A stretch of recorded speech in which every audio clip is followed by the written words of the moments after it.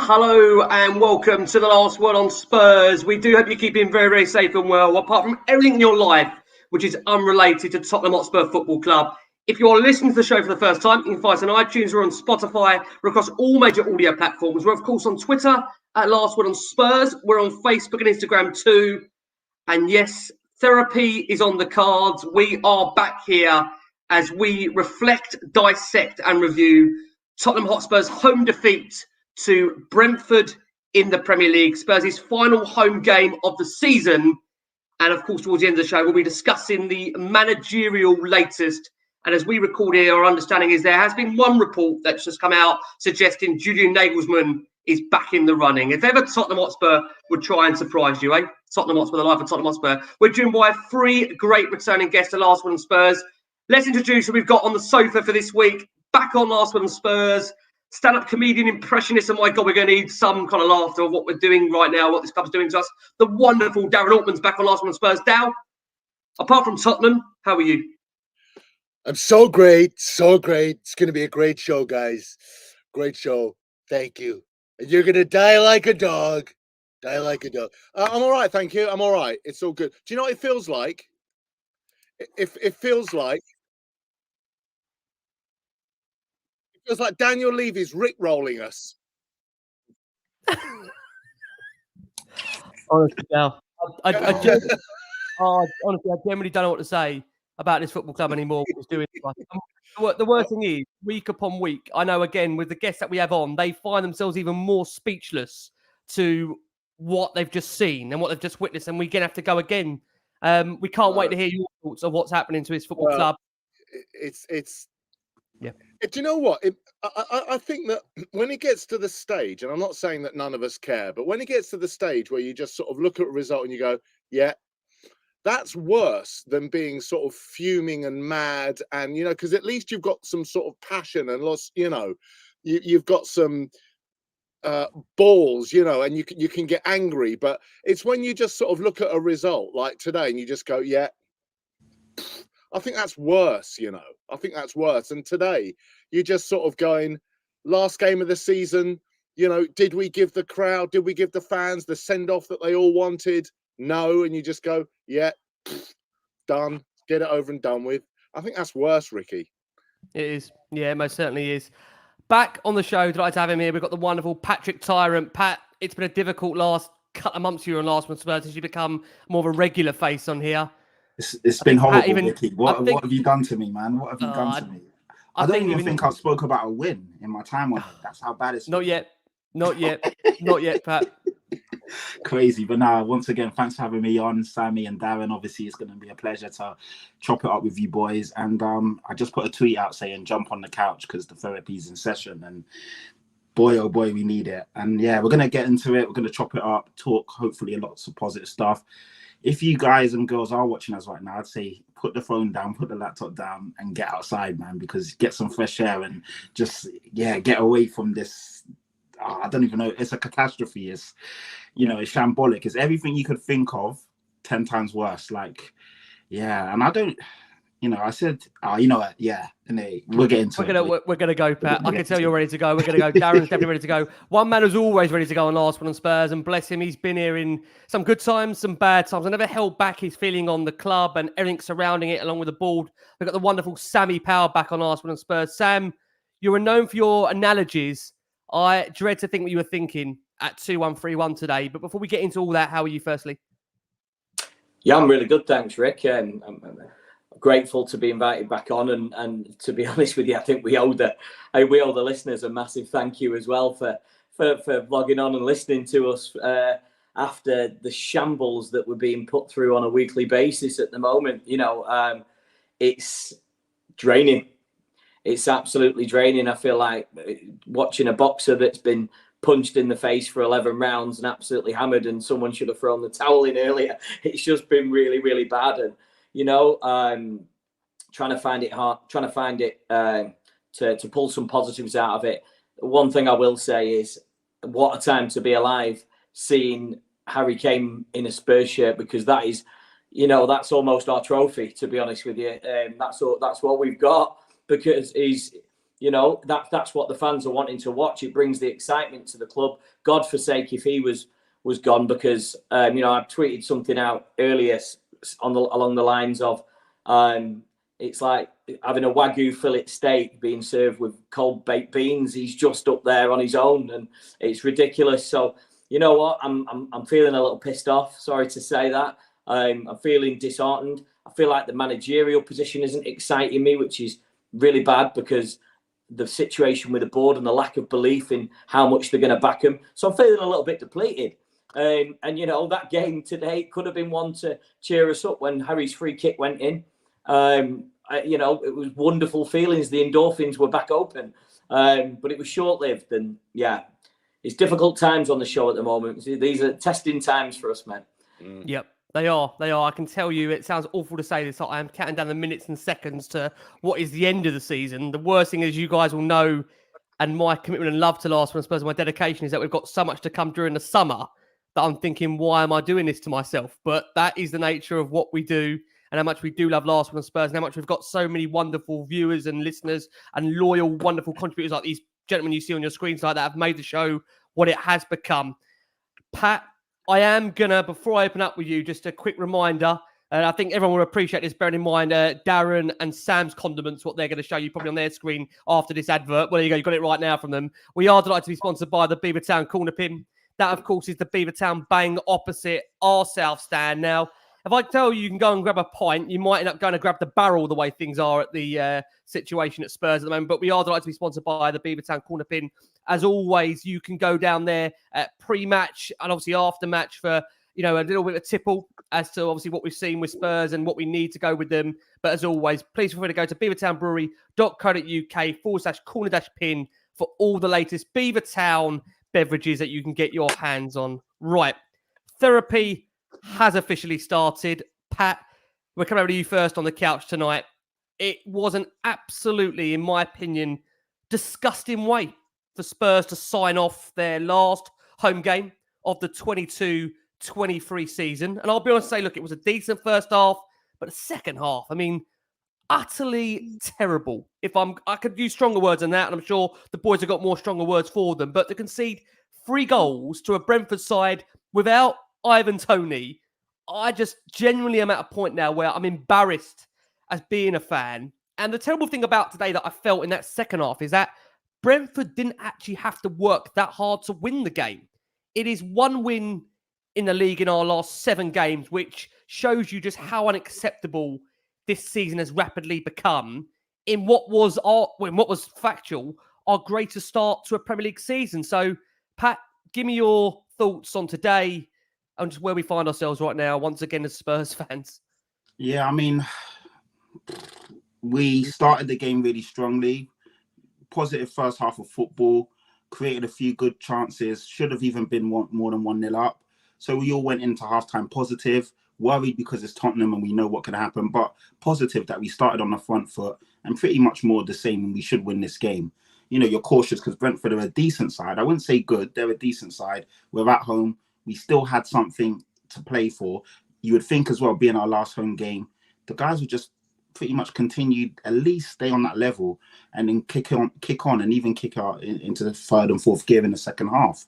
Second half, like you said, Brentford didn't really have to do too much. They cut us open at will. Pretty much every time they took a shot on target, it went in. And I've been praising Fraser Forster. I don't want to go too hard on him because he is essentially a backup goalkeeper. But today showed you every reason why he is a backup goalkeeper. Everything that was on target went in. And he should have done better, man. When you watch it, you know, at this top level, you have to be really critical. And the shots by Brian and Bremo were decent shots, but there's shots that should be saved. When you look at David Ray on the other side, he had much harder opportunities at him and he saved everything. And that's the difference between a good keeper and a mediocre to decent standard backup goalkeeper. And, you know, David Ray is someone who I really like. I've been, you know, just singing about him for a long time. And yeah, it's chalk and cheese when you look at the quality between them two. You know, on Wednesday, I said Brian and Bremer was the danger man and someone that we really needed to look out for. And boy, he put on the show in that second half. 2 goals, 1 assist. And he pretty much ran the show. And I'm embarrassed, man. I'm embarrassed. But the thing is, it doesn't even hurt anymore. You know, you just look at the scoreline and you're just like, you know what, that's where we deserve to be. This is where we're at. When we dropped out of the top four, every honest Spurs fan would agree that we didn't deserve to be in the top four or a Champions League team this season. But we would have taken Europa. And I expected us to finish 5th or 6th at least. And then we go again, you know, obviously new manager, a couple of additions, and we take it seriously next year. We're not even going to make Conference League now. And, you know, in jest, we all said we'd rather finish 8th and be out of Europe. But as a Spurs fan and as a fan of your team, you back your team and you want to finish up as high as possible. Jesus Christ, we might finish 9th now. Like, we're just slipping. We're just, you know, we've lost 5 out of our last 7 games. I looked at Ryan Mason's stats and I like Ryan Mason. I think he's a decent guy. Will be a good manager, but right now he's not a good manager. Let's be honest. You got to show tough love to show love, and the guy's just not ready for this position. You know, by default he stepped into the job, but he's not up to task, man. He's managed 5 games, won 1, drawn 1, lost 3. That's a 20% win rate. Business end of the season when we really needed, you know, backs against the wall. We were still in a good enough position to finish 5th or 6th. Let's be honest. We've thrown away so many games. Now we're 9th, we're 8th, could possibly finish 9th. And unfortunately, you know, I liked the lineup. I thought he made some positive changes, had to do something different because we were losing games. But at the end of the day, you know, he's the manager. The buck starts and stops with him. And just not good enough, man. We've conceded 62 goals and we still got 1 game to go. That's mental. I'm going to read out the stats later. I don't want to hog the limelight for too long. But honestly, it's not good. You know, I'm really disgusted and embarrassed of where we find ourselves at the moment. I'm just happy that there's a decent Spurs community and that we all come together. We can crack jokes with each other. We're here to lift each other's spirits up. Because other than that, what else is there to look forward to? I actually enjoy these chats, the banter, the conversations, and people shouting me out in the comments. That's pretty much it, man. Because the players don't give me anything to look forward to. Yeah, it's a real sad indictment. Patrick on the screen says, if I was a Leeds fan right now, I'd be ecstatic about the opportunity to thrash this awful, cowardly Spurs squad on the last day. Thanks, lads, for the therapy. Thanks so much for that, Pat. Darren, if I can come around to you. So Spurs finished the home season with a defeat that all but ends their chances of Europa League football. And as Pat alluded to, even leaves the Conference League place out of our hands. I mean, there were, a number of positives in the first half, but it was a real woeful second half performance from Tottenham. That's been completely in keeping, really, with what's been a miserable season. You know, the players, they look shot. It feels like everyone now just wants the season to end now. Is that how it feels for you? Well, like I said, you know, when you watch a game and you just go, yeah, you know, that's how it felt. And, you know, rather than, oh my God, we were so close, we had our chances, you know. It's weird today because we've spent, you know, the last few seasons not turning up for the first half. We could have gone out and done the washing, done the laundry, hung it up to dry, come back, you know, after half time, maybe gone out for a beer, little bite to eat, bit of pasta, and then we start playing after 45 minutes. Today was weird because we came out, you know, we scored that amazing free kick straight off the training ground after 8 minutes, and everyone was up for it. I mean, tactically, Decky was playing on the left, much more free-flowing role, not sort of almost like a number 10, you know, breaking up the play, lovely passing, not doing his normal trick of sitting on the right, cutting in, much more fluid. You know, Sonny was getting in the game. It was like, oh, okay, right, here we go. Wonderful 45 minutes. We go in 1-0, and, you know, you're thinking, Ryan Mason says, perfect, same again, lads. He doesn't. We came out. I don't know if you noticed, but Kulishevsky went over to the right again for some reason. Don't know what that was about. The formation changed and we battered. We just rolled over and got our tummy tickled. I don't know what was said. I mean, obviously, Thomas Frank goes into Brentford and he gives them a rollicking and says we're 1-0 down and G's them up. You know, we start fast, blah, blah, blah. Obviously, because they're a goal behind. What the hell was said in that dressing room? And what the hell did the players think they were doing to come out and give us that second half performance? I don't get it. I'm a loss for words. I don't get why we changed from that wonderful, progressive, front-flowing football that we played in the first half to getting battered in the second half. I don't get it. I mean, I'm sure you'll ask us about individual performances and individual, but I mean, Ben Davies and Longley, like, do me a favour. Yeah. Like, come on. I don't Yeah. get it. It's and everyone left and like I said to you guys, before, that shot of them all lining up in the tunnel, to come out to a 3/4 empty stadium with everyone slow clapping. I mean, it was demoralizing. I turned the TV off. I couldn't watch it. Yeah. I couldn't watch it. It is And then the shot of the screen saying, "Please stay in your seats, ladies and gentlemen. The halftime, the end of season procession will commence shortly." I'm like, "Fucking will it?" Read the room. I just generally, if you don't, like you say, if you don't laugh, you cry. It's at the moment.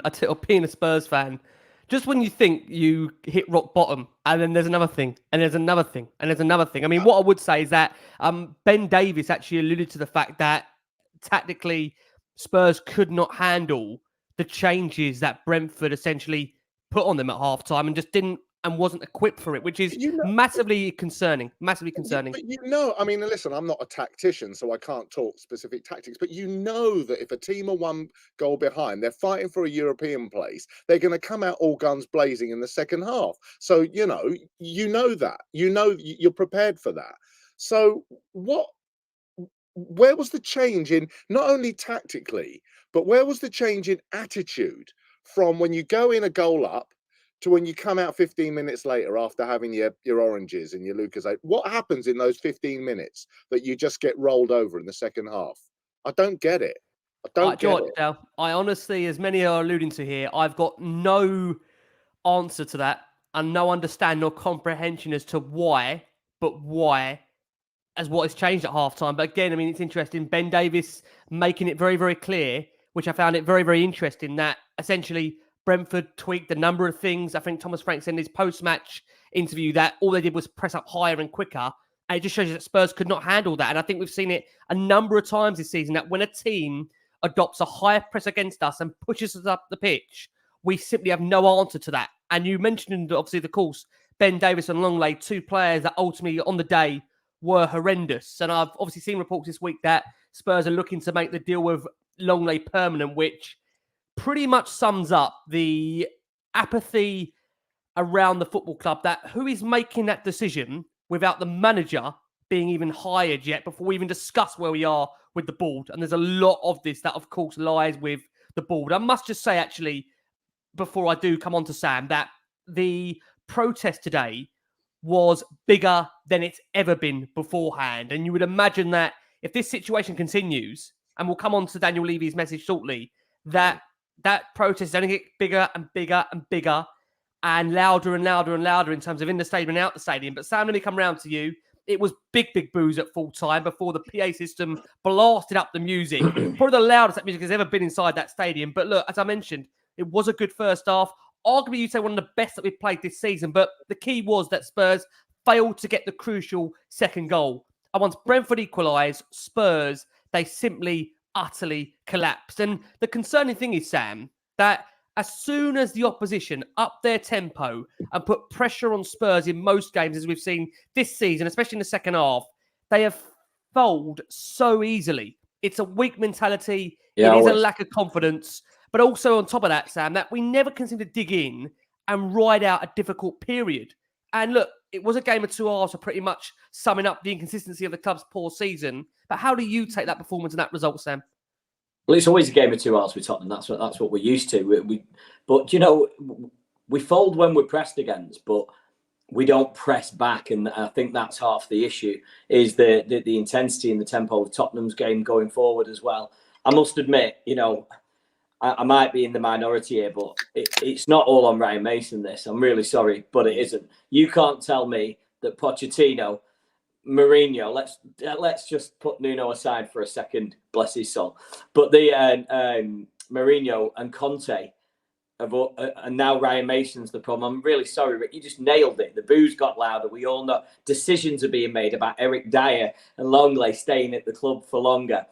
What is going on to install our confidence there? I mean, you know, there's something bigger going on at Tottenham Hotspur, and the negativity's there. The players needed to come out and fight for their lives in that second half, and they didn't. But I'm telling you, it's not on the manager. It's on these lazy. What time are we on? I'm not going to swear on the show anyway. It's on these lazy bastards anyway, innit? Because I'm not being funny. The back line, Ricky, we've said it from the beginning, are useless. They're absolutely useless. And Ben Davies saying that he couldn't cope is absolute testament to why he would never start for me. Like, this is Brentford at home. I'm not being funny. They're spriteful. They're fast. They've got a good break. You put on a good day, they can beat anybody, Brentford. You know, and they stepped up to the mark without Ivan Toney being there. You know, they looked sharp. But that's a should-win game. You know, we always talk about on this show, there's must-wins and there's should-wins. And there's maybe shouldn't wins. And we always win the shouldn't wins, and we lose the should wins and must wins. It's ridiculous with Tottenham. And today that was a banker, and you just thought with that goal going in from Harry Kane, which I'm sure we'll discuss, that the tempo, the passion, the liveliness would have been up, and it just went the opposite way. You know, I don't think it's all the manager. You know, the players, there's something going on in that squad where the mentality is leading what's going on the pitch.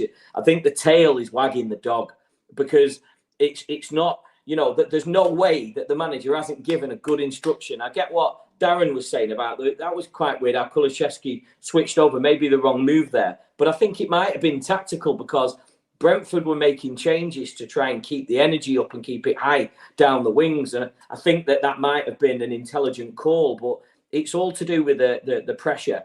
And, you know, I've always said it, Ricky, how important that defence is. What is the point in building a house without its foundations? Do you know what I mean? There's no point in having a roof on it, because it's going to crumble. And that back line is so significant to Tottenham, and it's pony. It's really not good enough. Most of them need to go. And how on earth Harry Kane's going to commit more time of his wonderful, exceptional, breathtaking career to this club is beyond me. Of course I want to see it, but he's not being given the assistance with, you know, being fielded with a squad like that. So yeah, really disappointed. But obviously, you know, Skip, again, my opinion on this is that Bentancur has not got an equal replacement. And I think we're overlooking the fact, since he's gone, what's actually happened, because he was the glue in that midfield, doing magical things that you wouldn't even recognise unless you watch the game back twice. He's that magical. He's a silent assassin, and he makes it happen. And since his absence, there's no one to step in for him. But also that back line, there's no one else to fill in. You know, you take Emerson off, who'd you put on? You take, you know, what's your other option? Dyer. You've got Davies, who I think had a terrible game. There was one pass in it where I did nearly smash the TV, and I'm not an aggressive guy, but I think you know what pass I'm going on about. You know, we were just making a good break, plenty of space, and it just went. It was careless. Do you know what I mean? And that's what it just sums up our season massively. So yeah, it's I'm with everybody else where I sort of want the season to end. I think it's the best thing for Tottenham that it does. Yep. Connor on the screen, he says, in relation to Longley, you mentioned there, he said it's the cheap option for players here who are comfortable with their place. I can be crapping at best average, but I know I'll get a new contract. I must say, I mean, Connor might be actually alluding to Ben Davies there potentially as well. Look, there's a number of Spurs players that actually reference could be thrown against. Can I just say, Ricky, really quickly, the comment that you put before from a guy, I think he was called Patrick, he was speaking about Leeds. You know, if he was a Leeds fan, I'm right, his name was Patrick, I think. But and if he was a Leeds fan, he'd be looking forward to thrashing Tottenham. You know, that's where we're at. And he's got every right to say that. And that's the mentality now. You're going in against this Tottenham side and you're thinking, I'm having them, we're taking them. That's not, you go to this, got this incredible Rolls Royce of a stadium, and we should be intimidating clubs when they come to us. And they're coming knowing that they can nick 3 points off us. It's not good enough. Well, if you're an opposition fan, you know, and you see, you got Sanchez and Longley, you know, and maybe Tanganga or Royal, you're licking your lips and you're going, right, here we go. Tell you what, we'll go balls down the left because they've got Royal or Tanganga or Porro, who's meant to be a defender, but he's not because he wants to get forward. Yet you're licking your lips. You go, right, here we go. Lovely. Thank you very much. Yeah. Of course. And that's what he means. Absolutely. If you're an opposition, that back three today, you would sub them all out. all out like that.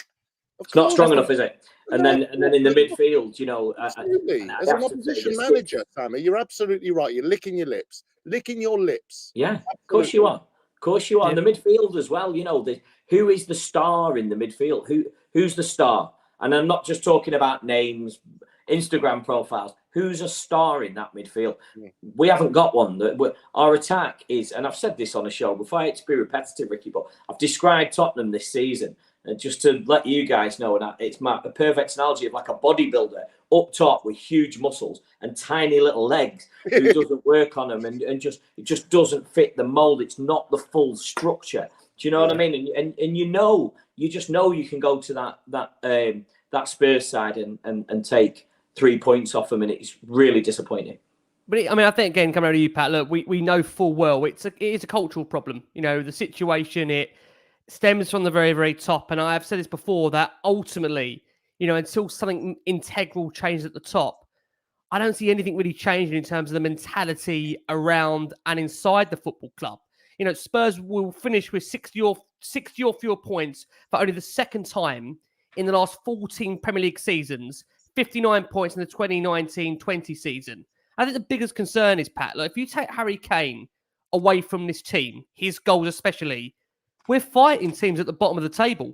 It is absolutely criminal how negligent this club has been in the last 4 to 5 years, that we've gone from dining at the very best top table in terms of European football to now possibly, as you referenced, Pat, in your intro there, to maybe not even qualifying for the Conference League. I mean, how has this, Pat, completely and utterly fallen through the floor over the last 4 or 5 years?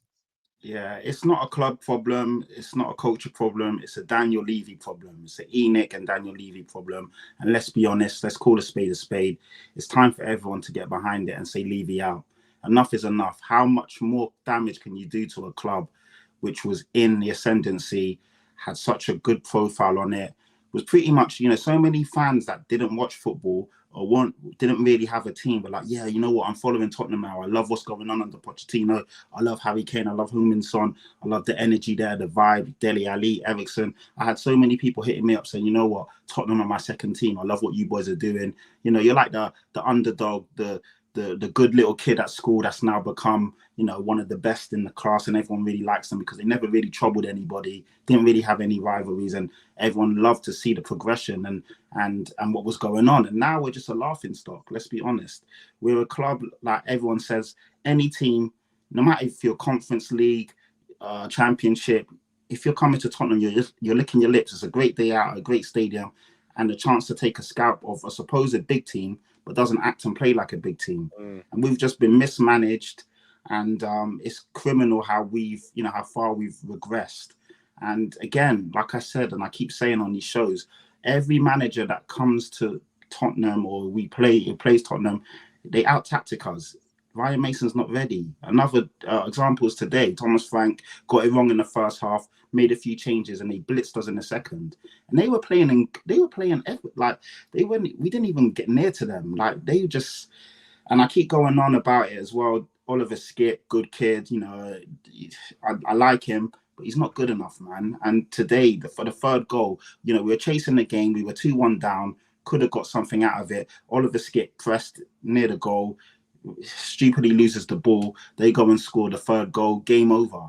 How many times do we actually make errors that lead to goals? How many times? And it's the same story over and over and over. And obviously the common denominator is Daniel Levy, always getting it wrong. Okay, I mean, you got to give credit where credit's due. Conte and Mourinho were big appointments, and at the time they looked good, and it bought him a bit of time. But what followed up from that wasn't the right backing, wasn't actually giving those managers the tools they needed, wasn't making the manager feel comfortable, wasn't bringing in the players that those managers needed. And we are where we are. We've got a mismatched squad of 3 or 4 different managers, players. Doesn't work. There's no structure. There's no direction. And this is what happens. And this is why teams like Aston Villa, dare I say Brentford, and all the other clubs above us now look better than us and look in better shape. And, it's not all doom and gloom, because as quickly as things change, is how quickly they can turn around again. You get a good manager in, you get rid of the bums, you get a few players in, and we can be a decent outfit again. But It's whether Daniel Levy will do that, because at the end of the day, he's the guy that's caused the problems. And unless he puts his hands up and admits it, it's going to be the same old same. And sometimes I'm like, even like Sam said, like sometimes I'm just like, what's the point of a manager when you just know it's the same shit? Like really and truly, you know, we get excited, a Nagelsmann, Arne Slot, whoever it is, but then I sit back and think, at the end of the day, it's going to be the same old crap. 18 months down the line, we're going to be having the same old issues again, because nothing really changes until that at the top changes. And if he's not going to go, then please, if you're not going to sell the club, or you're overpricing now, it's like 4 billion, whatever, it's ridiculous, no one's going to buy us at that price, then make the necessary changes, like, so that we can actually enjoy the football again. We are football fans first and foremost. And at the end of the day, the football now is so horrible. I'm angry at myself. I want to beat myself up for renewing my season ticket. Like today, I just like, why am I doing this to myself? It's a toxic relationship. We know it's bad. We know it's not going to get any better, but we just hope for the best. And it's crazy. They all feel your pain. Go on, Dan. Patrick, sorry, just very quickly, what you were saying about inherent in the club, I forget the context, and I'm sure someone will know or in the chat. But what was it? Ferguson said, I've forgotten the context, and they were saying, and he turned around and he said, "Don't worry," he said, "it's only Spurs." Yep. And I think that is where we've been for the last, 4, 5, 6 years. It's lads is Tottenham. Lads is Tottenham. That's the one. Lads is Tottenham. Yeah. And that is it. And so, you can have Conte, you can have Mourinho, you can have whoever. Until something fundamentally changes, we will be, it's Spurs. And that's the thing, Dal, for me, I'll be honest with you, this is probably the most uninspiring I've been in terms of a managerial search, which we'll come on to towards the end of the show. But, the concerning thing at the moment is, to stick with you, Dal, it's 2 wins in the last 10 Premier League games. One of those wins was a completely unjust win against Brighton. And we now find ourselves with a really stale squad. And we've got the chairman, the hierarchy, the custodians, whatever you want to call them, of this football club, fumbling around behind the scenes. Has any club out there ever had 2 interims and 1 full-time manager in their last 10 games? I would love someone to come and tell me that, because in my knowledge, I don't think there is. And that's the hard thing. I mean, I don't know how you can take them seriously, or any of them seriously, with regards to what is going on. And it does feel at the moment that there is a massive reflection piece that has to be done behind the scenes. And we're going to come on to Daniel's chairman message shortly. But tell you what, I mean, I don't, and I've said this before, I don't know how they will genuinely ever win back even the most moderate of fans now, because ultimately for some, it's become too much. Ryan Mason said after the game, this is the Premier League, you have to be ready for the game. First half, we played a really good game, created a few openings. In the second half, the intensity dropped and they took their chances. It was very disappointing. Ryan said on Harry Kane, he waves at the crowd every season. I saw him waving 2 years ago, and you guys were convinced he was leaving. He was just thanking the fans. He does every season. And then Ryan was asked essentially around the empty seats for the lack of appreciation. He said, of course it hurts. It's understandable because of how probably the second 2/3 of the season has gone and off the pitch. But ultimately, we know the fans will be there next season. He said, now is the time where we need to be stronger than ever and believe what we're going to do. Commit to it and have people that are committed. And all I will say is in football, things can change very quickly and energy can change very, very quickly as well. Go on down. It's rhetoric. It's hot air. With all due respect to Ryan Mason, that's just fluffing around the edges. It's nothing. We want the fans to be there. We want this. We want that. We want us to get behind the team. That's all rallying, but we can't get behind the team when it's crumbling at the seams and we don't know what's going on. We've got no sporting director. He's not allowed to do any business in Europe and England. So that's gone. We've got no manager. We've got every single time I turn on Twitter, we're being linked with him. It's Nagelsmann. No, it's not. It's Poch. No, it's not. He didn't receive a call. It's Arne Slot. Oh yeah, but we still like Thomas Franks, and we got our eyes on De Zerbi and Brendan Rodgers. We're clutching at straws. Yeah, I'm absolutely done with it. I think my nan's going to be in frame for it next. She's been dead for 11 years. And do you know what I mean? It's like I'm sick of people being linked with us. It's ridiculous. Do you know, I've got no inspiration from it all. I see someone else come up and I'm like, I don't care, because I just wonder how they're going to get deflated by the board. And that's not a good mindset to be in. Do you know? Listen, as much as it's Ryan Mason's job, when we've just been beaten at home 3-1 last time game of the season, as much as it's his job to try and rally the troops, what you've just read out, Ricky, is just bluster and hot air and fluff. It didn't say anything. You know, You know, listen, yeah. you know, Forest Green Rovers want their fans to get behind the team. Of course they do. That doesn't tell you anything. The mad thing is, though, Dale, he says on the European football, I'm not sure it's now our hands completely. We'll have to see what other teams do and try and win at Leeds. As you said there, Dale, look, he's obviously a lot of hot air, but I will say that he speaks well. He obviously loves the club, but for me, he got out coached today, if I'm going to be honest with you. He comes off speaking about ready to be competitive and compete. But, as we alluded to with Ben Davis' interview, which we're going to play during the show, he didn't react to the tactical switch, did he? It's not his fault in terms of the overall season, but we've got someone there that, in the most politest way I say this, he's a bit of a novice, isn't he? In the most politest way. Mason. Well, yeah, of course. He hasn't got a pedigree behind him. He's doing his best. You can't start off your managerial career in arguably one of the biggest clubs in the Premier League. That's not how you start. Don't you work your way up? I mean, I'm not an expert, but don't you sort of get your grounding and then, win a couple of lower levels and then build yourself up? I mean, maybe I'm contradicting myself, because when we hired Poch, like he was a deserving, wasn't he? He was an up and coming manager. Yeah, but Poch managed at Espanyol and saved them from a relegation fight. Did really well at Southampton. Got them playing scintillating football. I think they finished 7th or 8th. So he had earned his stripes. You're right, Darren. Yep. Ryan Mason hasn't earned his stripes, and you can't learn on a job at a big club that has big expectations. Absolutely. At Tottenham, you're expected to win pretty much 80-90% of your games. And this home stretch, this last 10 games, there was a lot of gimmies in there. I say gimmies on paper. No game is a gimme or a certain, but Brentford at home is a game that you should be winning. Let's be honest. Tottenham versus Brentford, you should be winning that game. And he's fluffed his lines time and time again, but how can you get onto him? He's a kid. He's 31 years old with no managerial experience. What do you expect? Can I ask you, Sam, to come over to you if I can bring you in, Sam? Spurs were 4th and 3 points from 3rd when Conte was sacked, and told us a number of home truths that he was sacked because of it. Now we are in a situation, Sam, where Spurs have a genuine chance now next week to finish 9th. And we're expected to trust Daniel Levy with the next set of massive decisions for the football club. How can we do that, Sam? Is that a serious question? I'm genuinely asking you, because Sam, for those that are obviously, for those that are protesting, and again, I say to anybody out there, they've got to do what's right for them. And ultimately, I can understand and totally understand why people 100% want to change. And for me personally, I've said it before, something has to change at the very, very top of this football club. Yeah, you can't to be successful. So my question to you, Sam, is how are we expected to trust him? Because he's not going to sell, is he? He's just gone and done the go-kart in their Formula One. I mean, they're not going to go anywhere. So what's going to change, Sam? Can you trust? But you've answered. You're already. This question, you're already answering it. Everybody knows the answer. This is like having a girlfriend that's been out and cheated on you 5 times, and you're going back to it. Like Patrick said before, that the word toxic, it's become that way, and that's the feeling around the club.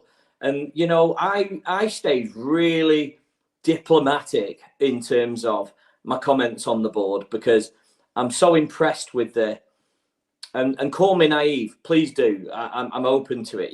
Kick a man while he's down. I don't. But I was impressed with the stadium. I was impressed with the Conte appointment. I've been impressed with some of the moves that Tottenham have made, and I've tried to stay on the fence and look at it diplomatically for the benefit of the club, because I'm a fan. Do you know what I mean? I want everything to work out. And now I feel cheated, because I do feel on the side of that the board, that are the reason that everything's going wrong. And you can't tell me that extending contracts for the likes of Longley and Eric Dyer, I'm terribly sorry, he served us well, but has he in recent years, and it are supposed to be inspiring that the best is yet to come. It honestly, I just can't. The best thing that could happen to Tottenham in the summer, the best signing, could be that they change the sponsor to a mental health awareness company because of what they're putting us through. That could be the best thing that could happen, because I'm not being funny, they're crushing us.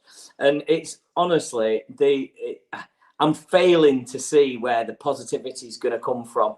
Obviously, Harry Kane staying is an absolute must. But there's got to be big changes, and it starts from the top. So yeah, I'm there now. I'm there where I'm not gonna be there with the banners. I'm sorry, I'm not gonna be protesting against it. But I'm at the point where it's pissed me off enough to know where the problem's coming from. And again, Patrick, I thought it was brilliant. What you were saying before, I was just sat here nodding my head because, you know, you said a common denominator. And the common denominator is such a big thing in life, in business, in sport, in anything. You've always got to look at the math. You've always got to look at the reason. And normally the leak comes from a certain crack. And it is doing at Tottenham Hotspur. I agree. I'd say it really, really is. Before we do go for our first break of the show, something I found very apt was Paul Robinson, obviously former Spurs player, goalkeeper. He said it's been a really disappointing season. We're now 55 days since Conte was sacked. 55 days. It'll be 56 for our listeners and audio. They are nowhere close. They are nowhere closer to getting another manager. They had the managers walk away and distance themselves from the job. We keep hearing again and again about this world-class stadium and training ground, but it has to be right on the pitch now. They've had two win-now managers, Jose Mourinho and Antonio Conte, who have both in their own ways been backed and not backed, and that does and hasn't worked. They need a manager who's capable of winning now, because who can give this club once again the identity they deserve? Big words there from former Spurs goalkeeper Paul Robinson. What we are going to do, we are going to go for our first break of the show for our listeners on audio. For our watching audience here, there's over 1,000 of you watching us live. So again, thank you so much for all of your incredible support for Last Word on Spurs. We record here on a Saturday night. We're joined by the wonderful stand-up impressionist comedian, the wonderful Darren Altman is back on Last Word on Spurs. And my God, how we do need some of his analogies and heartfelt love tonight. Joining Dow, we've got the brilliant Sammy Powell back on Last Word on Spurs. And just to let all the listeners know, Ricky, we're not going to come back after the break half-heartedly, as they may be expecting. Yeah, we're going to come back and we're just going to capitulate. We're going to fold. We're all just going to go down one by one. I mean, I did fall off my chair a couple of weeks ago, so don't encourage the audience. We're also joined by the wonderful Patrick Tyrant. Poor Pat, for his sins, been back here probably more than he cares to mention of what this Spurs team is doing to us all. Right. A big part of this show is, of course, a lot to do with you, wonderful, loyal listeners and viewers on this show. So, again, we've had a number of statements that have come into Last Word on Spurs, so I'm going to read as many as I can out. But before I do, I'm going to show you the stats from today that you can imagine don't read pretty viewing for Tottenham. Of course, that 3-1 home defeat to Brentford, 22 shots to 11 in Spurs' favour, 8-4, 11 fouls committed to 9, 1 yellow card apiece, 62% possession for Tottenham and 38 for Brentford. But I don't think that really is the story of the game itself. It's not very telling, if I'm being honest with you, about how those stats can essentially really give you any really justification of how that second half went. But some of your statements have come in. Frasinio says, 1 more week to go, guys. Please hang in there. Love the shows this season. Thank you so much for the therapy. We've had Cos 1882 come in and said, it's not Davies, it's Skip. If it wasn't Skip, it would be Dyer or Højbjerg or Lloris or somebody else. It's poor footballers running through my football club. Rubbish, inept footballers, just like its owners. Big words there from Cos. Stephen Peters says, how is Levy still clinging on his role as chairman of Tottenham? If this was any other business set up to have overseen single-handedly the demise in the span of 4 years to this extent, in any other business, the club would have been toast and he would have been as well. Football only, not go-karting or concerts. John Wardell says, the only word I can rightly say is it's a total and utter shambles. If there are no significant changes in the way this club is run, then we are in serious trouble. 1882 says, encouraging the first half, invisible in the second. The club is a hurricane sail away from a relegation fight. A club which has currently got a dangerous combination of a toxic fan base with no hope, along with a board with no interest, ambition, or an idea. Daniel Levy needs to go. James Land says we all need to accept that the rebuild will take a minimum 2 years, 4 windows. Our director of football has to be in place before the manager. We can't ship out or bring in players before the manager can be consulted. Our bloated squad needs 15 plus players moving on. This is not going to happen in one season. Mark Smith says if that's a Mason half-time team talk to step up, then he's not fit to manage anyone. You don't need good players to show energy, passion and commitment, the fundamentals. What an absolute mess we are in. And guys, can I be honest with you, that is 5 or 6 of around 60 statements that came into Last Word on Spurs. We try and get through as many as we can here. Listen, we appreciate all your support. We really, truly do. Pat, I'm going to come round to you for your pain as well. Sorry, to discuss the team from today when that came out and landed for us. Now, of course, Ryan Mason named a much-changed team to face Brentford in for Spurs' final home game of the season. He was forced into a number of early changes. Højbjerg and Romero both missing the game for injury. The latter picking up an injury in the early defeat to Aston Villa, with Eric Dyer fit enough to be back on the bench, and Japhet Tanganga, Davinson Sanchez also stepping back into the team. Davinson Sanchez himself back into defence. In midfield, Basuma came back in for his first Premier League start since New Year's Day. There was a first start for the club for Arne Danjuma. The lineup gave Mason the opportunity to play with 4-4-2, and of course have Danjuma or Son as the wingers in a 4-2-3-1. And Harry Kane, as he said ahead of the game, that a lack of confidence within the squad has made it hard for us to conform persistently. This has to be the change next season. That team red, Forster Davis, Longley Sanchez, Royal Basuma, Skipson, Kulusevski, Danjuma, Kane, with a bench of Austin Porro, Dyer, Tanganga, Craig Sarr, Perisic, Richarlison, Lucas. When you saw the team, Pat, for you, what did you make of it? Yeah, I liked it, to be fair. Obviously, some of the changes were forced. So Ryan Mason's hand was forced and he had to make the changes. You know, Davinson Sanchez, to be fair, after he got subbed for a sub and booed off, when he did come in, he had a decent game against all adversity. So, credit to him. He can only do what he's doing and come on when he's called upon. We all were happy, and we can all agree that Basuma, when he did come on last week, looked like our best player. So I'm happy to see him get another start. And we can all agree that there is definitely a talented player there. Hopefully, when a new manager comes in, he really gets behind him, shows him some love, and he gets to play a lot of minutes. And obviously, the man, the myth, the legend, Danjuma, somebody that we've all been pining for. We want to see more minutes. He had a decent game today. A few good touches, a few bright moments, but again, some people were saying, this is what we've been waiting for. When he comes on, he doesn't deliver. He was decent, but when the guy's hardly played for half a season, you can't expect him to come in and set the roof on fire. So you've also got to be fair and give him time. So, the team they're good enough to beat Brentford at home, man. That's dare I say, yes, some of the defenders aren't great, but there's enough talent there to beat Brentford at home, and they should be getting the job done. We can only, at this stage of the season, every team's got injuries, every team's got issues. But there's no excuses, man. That team is good enough to beat Brentford at home. But it's just individual errors. Some players just don't seem up for it. They look like they've lost the fight, that hunger. Maybe it's the same old voice over and over, same old environment. Some of these guys need a change. Davinson Sanchez has been with us for like 6 years. Ben Davies has been with us for like 8 or 9 years.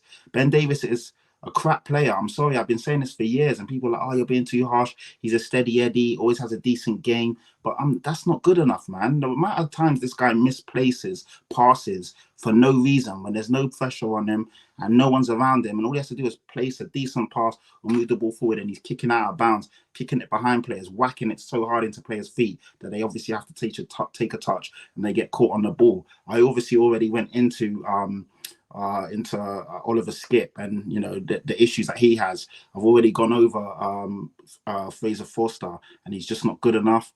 Davinson Sanchez, bless him, I like him, but again, definitely not good enough. So when you look through that team, there's a lot of players that shouldn't be here. If we're a club that's fighting for top 4, I shouldn't even be saying that. We should be trying to win trophies and obviously aim for the league, but that's not realistic. We have to take it in steps and building blocks. So top 4 domestic trophies. The team that you relayed there, Ricky, isn't good enough to win those things. No. So a lot of changes need to be made. Son, great player. He's not had a good season, but I love the guy. And good players can have off seasons. His off season, he's still got 10 goals, 5 assists. That's much better than most of the Premier League players when you look at actual goal contributions, 15 GAs. So decent-ish season, but for a player his quality, it's not good enough. And we all know should have been a lot more. And obviously Harry Kane is just, he's a god, literally. The guy is amazing. He's insane. 28 goals, 4 or 5 assists, carries our team week in and week out. He doesn't score I think they read a stat. I actually wrote it down, actually. Harry Kane has now scored in, 25 games? Which is crazy. 25 different matches in a 38 Premier League season. He's the first player to do that in Premier League history. So he's not scoring 3s or 4s or 2s and 3s against teams when they're already down and out. This guy's scoring consistently in every game. It's unheard of. And we know Haaland's having a mental season, but so is Harry Kane. This guy is incredible. There's no words I can, say for how. And, I've said it and I've said it and I'll say it again. For me, Harry Kane is the best player I've seen in a Spurs shirt. Obviously, I might be saying my age. I've not seen, the Glenn Hoddles, the Gazzers, Klinsmann. I knew about him, but I was too young to go and watch him in the stadium. But for me, Harry Kane has now taken over Gareth Bale in terms of what I think is the best player I've seen in a Spurs shirt. Better than Luka Modric as well. I didn't really get to see Ledley King as well again. So, yeah, for me, the guy's insane. Like, he's different gravy. He's probably the best player in the Premier League. Like, people don't give him the credit he actually deserves. He can do it all. Score goals, just at a crazy level. And his passing is insane as well. And again, people keep forgetting the guy's already got an assist playmaker crown. He got he's incredible. What we are going to do, let's talk about Kane for a second, because probably the rest of this podcast, as you can imagine after this, is going to be very, very downbeat with relation to some of the defending after that. So come over to you, Sam, and Harry Kane. Look, I mean, there's anything the man can't do. Kulusevski tapped that 25-yard free kick to the right. Kane curled it over the wall beautifully into the top corner. It was his 30th goal of the season. Spurs fans sang Harry Kane is one of our own. It rung around the stadium. It was poetic, it has to be said. I'm not sure it technically will count as a free kick, but regardless, it's a stunning strike from Harry Kane. And look, goal number 28 for the Premier League season. Sam, you were very much, again, as always, Kane, in adulation for the goal. There's a lot, of course, what we've got to talk about defensively, what's wrong with Tottenham, but Harry Kane is one thing, if not the only thing, right about Tottenham at the moment. Unbelievable, right, Harry Kane? I don't need to answer that question. And with Patrick, he's the best player in the Premier League, bar none. And there's only haters that will tell you any different. And they're always going to have a problem with him, and that's that. He's the best player all round. I've seen Glenn Hoddle. I am showing my age, Patrick, but I know I don't look it, obviously. But I've seen them all, mate. And let me tell you, he's the best, bar none. It's a different style of football that we play compared to 10, 15 years ago, 20 years ago. But he adapts, he creates. His vision off the ball is absolutely mind-blowing, with heat-seeking passes. And the fact that, the mural, the testament to him was painted outside the stadium and everyone was walking past it today. It was almost written in the stars. And he goes and puts that. He didn't just score a tap in or a header. He went and stuck that in. So, the endorphins were open. The goosebumps were all over my body. And I was just thinking, it was made for today. He is something special. And like I say, it's a privilege to watch him in a Tottenham shirt. What I will say is it's so disheartening to see who he's playing with. And I know you don't want to go back in to this. You want to talk about Harry Kane here. I'll talk about Harry Kane. If you've got 5 more hours, I'm happy to keep talking about Harry Kane, because I can do that. I've got a lot to say about him. He's the best. But I just want to talk about the squad today. 2 seconds, Ricky, because, Patrick's there saying you look at the squad and they can beat Brentford. They can't. And the thing is that Davis, Sanchez, Skip, Royal, Bissouma and Longley aren't good enough for Tottenham Hotspur. And I know that's Bissouma. I think Bissouma. I think Bissouma's a full season this season. Sam, listen. Are you telling me that City would buy him, that Arsenal would buy him, that Liverpool would buy him, or that United would buy him? Sam, last summer, those clubs were looking to buy him. Yeah. I'm telling you, with Bissouma, those clubs were. I promise you, Sam, look, I promise you come on to some of those areas of the squads, definitely. But I think Bissouma's one that we're going to hopefully see a really, really strong second season. I want to see it work for him. I've got to say, even Royal, I've got nothing against these players. As a Tottenham fan, you grow so attached to him, and you see their personalities a lot more than the other clubs do. You follow these guys and you become attached to them. And all of them, even Oliver Skip, has produced something special for Tottenham. When he scored that screamer against Chelsea, and I've got these attachments, but I'm looking and thinking, do they get into a side that we want, where they can not only just challenge for Champions League football, but win the league? And sorry for sounding downbeat there. Listen, Bissouma, in my opinion, he's the best of the names that I've mentioned, but I'm just looking at it in the backups. Eric Dyer, Perisic, on and off, and I'm really disheartened with the squad, Ricky. There's a number of players here that certainly have got to go. I mean, there's no doubt about it. If I can come around to you, Darren, on Harry Kane, You know, the stats, as Pat were kind of listening, they're endless, really. He's the first player to score 25 different matches in a 38-game Premier League season. He's also now got 10 goals in London Derby matches, 28 Premier League goals overall, scored 25 Premier League games, which was of course, is a new record, 9 consecutive seasons with 20-plus goals. Haaland, of course, is remarkable. He's got 36 goals in the league for Man City. Kane has 28 in what's, let's be honest about it, a massively underperforming Spurs team. And his 28 goals would have been good enough to win the Golden Boot in the previous 19 seasons. You know, he's going to be only the second player, or going to become the only player in Premier League history to score 28 goals in a single season and still miss out on the Golden Boot. It happened to him in 17-18 to Mo Salah. It's going to probably happen to him again with Erling Haaland. And I also found really fascinating, Dal, and I'm probably going to let you come in now, is that it was the 7th time in the Premier League season that Harry Kane has ended on the losing side in a game that he scored in. Only Jamie Vardy's ever done that and scored in more. What do you think tells you about the mentality around the club, that this guy is scoring in games and still losing? And look, we all hope, of course, today isn't going to be Harry's last game at the stadium. I don't think personally it will be. I think he will stay at Spurs that extra year and then look at his options. But what do you think's going through his mind when he puts that in the top corner as he does, and then the rest of that game pans out as it does? What do you think's going through his mind now? Oh, there you go.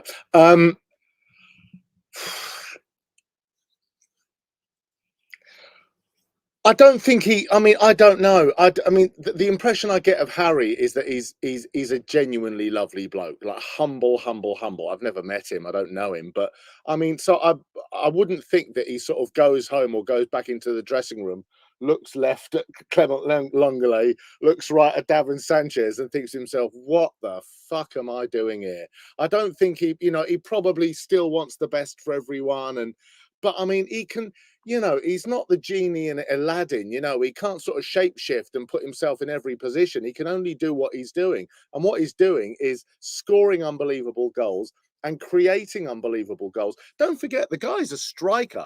And yet he comes so deep and everyone is ahead of him on the pitch. He's so versatile. He's beyond a striker now. He's absolutely everything. He's virtually running the show on his own, defensive headers, spraying balls out left and wide, making runs. I mean, he's absolutely unbelievable. So, I mean, but he can only work with what he's got. And, when everyone around him is sort of bang average, I mean, what can he do? You're absolutely right. The fact that he's still scoring these unbelievable goals game after game after game is testament to the player and the man that he is. I mean, on a different tact, because it's pointless me banging on about how good he is. The idea of whether he stays or goes, I think that he will be here next season. I hope he will. But I don't think there is a Spurs fan on the planet that would begrudge him going somewhere else and wanting to win a trophy. And I don't think there is anyone that would have the hump with him and go, you traitor, you Judas, what have you done? You've left to go to whatever. He wouldn't go to Arsenal. He wouldn't go to Chelsea. He's a better man. He's not Sol Campbell. He's a better man than that. And he understands Spurs fans. And I think he's got more character than that. But I don't think any Spurs fan would begrudge him going somewhere and looking for a trophy that's evaded him for his entire career. I genuinely don't, and as upset as we may be seeing him in a Man U shirt or a City shirt or a Newcastle shirt, you would have to say, do you know what, Harry, you couldn't have done any more for this club. Good luck to you, and I hope you do win something just to finish your career with something. Yeah, I totally agree. Yep. So, but I mean, as far as his, as the goal today, unbelievable. As far as his performance, unbelievable. He drops so deep. It's unbelievable. And the balls he sprays and the passes, it really is. It's like telepathic understanding of the game and what he's working with. It's just such a shame that what he is working with is bang average. Can I just say, I did want to say, and just to give Sammy a little bit of backup here, I thought, apart from the mistake that led to the goal, Skippy getting caught in possession, which I thought was dreadful, he should have released the ball earlier. I thought he was good in the first half, very good. I thought he was all over it. I thought he was breaking up play nicely. And to be honest, I wanted to see more from Basuma, actually. So I would back Sammy up there just to give a bit of... Yeah, no, listen, I totally agree. I want to bring Sam back in. I totally utterly agree that, a number of these players who Sam mentioned 100% have not been to the level that they need to be and should be. The only point I was mentioning, Sam, and I'm sure you understand, is with regards to Basuma. He's, in my opinion, been obviously injured for a massive part of the season. Not had enough game time. Exactly. That's the thing. He's not had enough game time, and he's not, for me, been under the right coaches either to actually show that he can shine in a Spurs. I'm with you. I just want to see the change. I'm just looking at the squad, and I'm uninspired, and I just feel like we're going to stick with them, and that's the feeling that the club are giving us. It's not, you can't blame any Tottenham fan for feeling like this because the changes aren't made when they should be made. We were looking at a squad, at the beginning of the season with a starting lineup similar to 6, 7, 8 years ago. And we were just, it's disheartening. Again, we'd be having a completely different conversation if we were second in the league challenging for the title. But we're nearly 9th. So, the bottom line is they're not good enough. I've got nothing against any of them. The players will fit into a squad like, if you saw them doing what they're doing at Tottenham, in a club like Brentford or Brighton or Leeds, and you'd be going, they're decent, but they're not the level where we're saying we need to be. And it's a testament to where the directors and the board, I'm sorry to keep going back into this, do they truly believe that we are title contenders if they are not making those changes or giving us the tools or giving the managers the tools to be able to do so? Can I ask you something just very quickly? Throw this out there. If you're a professional footballer, right, and you've been working with Mourinho, his style of play, he gets the boot. Then you've got Conte, who is sort of similar, really, but not very attacking, more sort of counter-attacking football. He goes. Then you've got Ryan Mason, who wants to switch things up. How? Because back to your question, Ricky, what you were saying about all this group of players should be on paper beating Brentford. Well, then how much does that mess with your head, sort of having to fit in with these different systems? So today, when Ryan Mason changes the team and puts, Kulishevsky on the left and a more creative role, and then you've got Porro coming more forward, and not all these changes. How often, as a professional footballer, is it your job to go, yep, get it, fine, come on, let's go? Or how much does it actually think, oh God, right, okay, who's to the left, who's to the right, what's my right, am I hanging? How does it affect any player when you've got going from one management to the other, this tactic, that tactic, this change, that change? Should you slot in and carry on? Well, this is where, in my opinion, I'm sorry to jump in here, Ricky, but this is where the manager does. Then this is where the manager is responsible, because the players need to listen to the manager, hold the positions. If he's switching them up, they need to do it. That's where the manager's responsible. And you look at Jose Mourinho, he was getting the best out of players this was the issue. We had world-class managers managing players that weren't good enough to play for Tottenham Hotspur, making them look half decent. For a long time. That's the situation. Yeah. I'd also think, if I can come in there, Sam, that, ultimately, to me, the players are absolutely shot. It's a miracle we got that 45 minutes out of them, because you thought, where'd that come from? Because we haven't seen that in such a long, long time. I mean, look, we saw in the first couple of games, which I think Pat alluded to, we saw a bit of an uplift under Mason. Of course, we had the United performance with the second half of the Liverpool performance. But ultimately, I have to say that, a number of these players, as we've said a number of times, simply aren't good enough. But I will keep making this point that ultimately, the structure right from the very, very top, if that is not in alignment and essentially you haven't got a clear message as to what the objective is, and I think that's the problem, is a lot of blurred lines at the top of Tottenham about what they actually want us to be.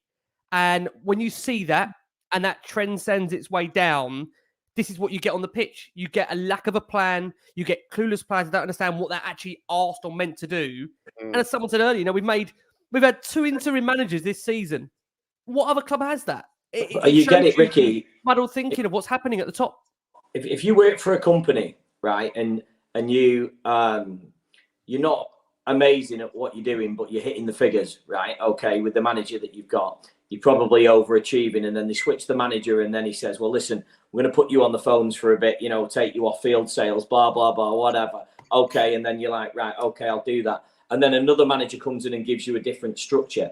You can't always blame the players for or the staff for being disjointed and feeling a little bit like, you know, like the treading on eggshells, like wet lettuces in the company, because it's the structure, as you rightly said from the top, is the whole difference. It's the whole difference, and that's where you need to keep the energy flowing from the top, because if you haven't got that structure, then everybody below is going to feel disjointed. So you can't blame. We're giving the players responsibility when they're out there. They need to be giving everything, and we don't think they are giving everything. We don't think some of them are good enough. Granted, but you can't blame them for feeling a little bit out of place. No, I here, don't. can you? I don't, but I also think, again, a player has got the responsibility, in my opinion, when they're paid what they're paid, to give 120, 30, 40% when they go onto that pitch. They're doing a job that we can only dream of doing. We sit here and talk about it, but ultimately, you know, for us, we want to see a team that's together, that's unified, and I've never seen in my lifetime, really, a team that is anything but that right now. It's completely devoid of any confidence, any belief, and look, I mean, the worst thing is we've got to sit here and talk about the goals of the second half, which can lead itself down to another route. Darren, do you want to come back in there for a second? Yeah, just very quickly. I've been binge watching, sitting on my own, watching. There's Full Swing, which is the Netflix documentary about the PGA Tour, and there's Breakpoint, which is the documentary about the tennis tour. Unbelievable. You know, I'm not a fan of golf. I've never hit a golf ball in my life, but it's wonderful. So when you talk about mentality, you're talking about single players playing against, you know, they're playing on their own. They're not in a team, and yet they have to give 110. Yes, their head goes and they have bad days, but they absolutely have to give 110, 120%, as you said, Ricky. Otherwise, they lose. That's it. So what is the difference between someone who is absolutely focused on their own, at beating their opponent on the other side, and our players who basically just, some of them don't even show up? Like, how can you... that it's that mentality that I don't, you know, that you see someone sort of lazily tracking back like Ben Davis out of position, or It's from the top Eric down, isn't it? Dyer, It's from the top. It's the problem. You know, there's no clarity from the top. But That's the biggest problem. I'm not disagreeing with you. I'm not disagreeing with you. But what about your own personal pride? I agree. I totally understand. Yeah, I agree. But your own personal pride. This is what Ricky's saying, and I agree with it 100%, because your own personal pride is damaged. Because it's disjointed. That this extra 20% that we want from the players, you can't get it, because they don't know where they're at because of what's going on. There's so many changes going on around them. They don't know where home is. They don't know what's going on, and I feel for the players for that. I will say, Ricky, what you were saying is giving 100% is mandatory, but they're probably giving 100% of the only 80% they've got left, because they just don't know what's happening. Do you agree on that, Pat? Do you agree, Pat? I mean, you're sitting there, you've listened to a lot of that. I mean, where do you stand, Pat? I mean, ultimately, in terms of responsibility, where do you think fault should be? I think it's a portion to all parties, really, but what do you think? Yeah, no, it's great. I mean, both Darren, yourself, and Sammy have made good points. And I think sometimes these guys are giving 100%, but they're just not good enough.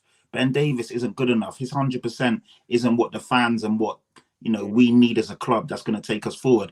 Oliver Skipp, young, decent, but not good enough to be thrown into all these high pressure games and to be relied upon week in and week out. And if we're being honest, Bassoon was up to scratch.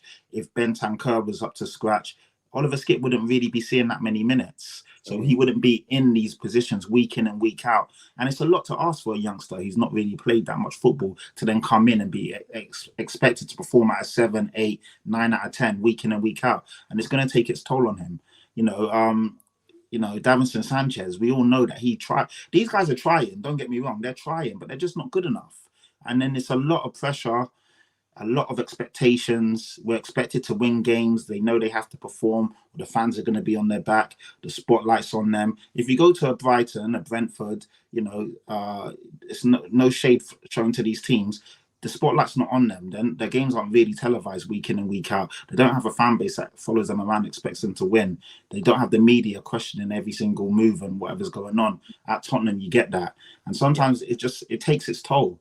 And a lot of these guys as well, they you know, familiarity breeds contempt. And these guys have been in the same place for so long, very comfortable.